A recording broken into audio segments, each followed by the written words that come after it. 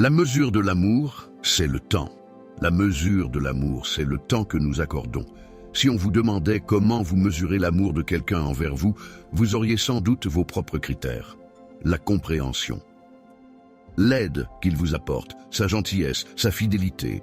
Chacun a sa définition et aucune n'est totalement fausse. Mais un penseur a dit une phrase qui m'a profondément interpellé. La mesure de l'amour, c'est le temps que vous accordez à quelqu'un. Waouh! C'est une perspective différente. Que dit la Bible sur notre temps et notre amour pour Dieu? Dans Matthieu 22.37, Jésus déclare « Tu aimeras le Seigneur, ton Dieu, de tout ton cœur, de toute ton âme et de toute ta pensée. » Comment cet amour se manifeste-t-il? Regardons honnêtement comment nous utilisons nos journées. Mesurons le temps que nous passons sur les réseaux sociaux, devant la télé, absorbés par le travail, plongés dans nos loisirs et passions.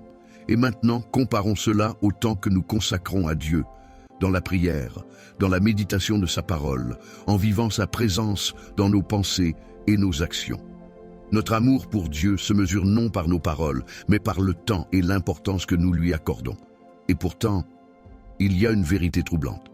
Nous sommes souvent réticents à consacrer du temps à Dieu, alors que chaque jour, c'est lui qui nous donne du temps, de la santé et même l'existence. Combien de temps nous reste-t-il avant d'entrer dans l'éternité? Combien de temps avant qu'il ne soit trop tard?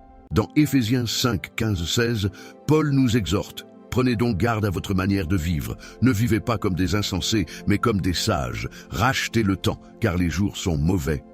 Notre compte à rebours a déjà commencé.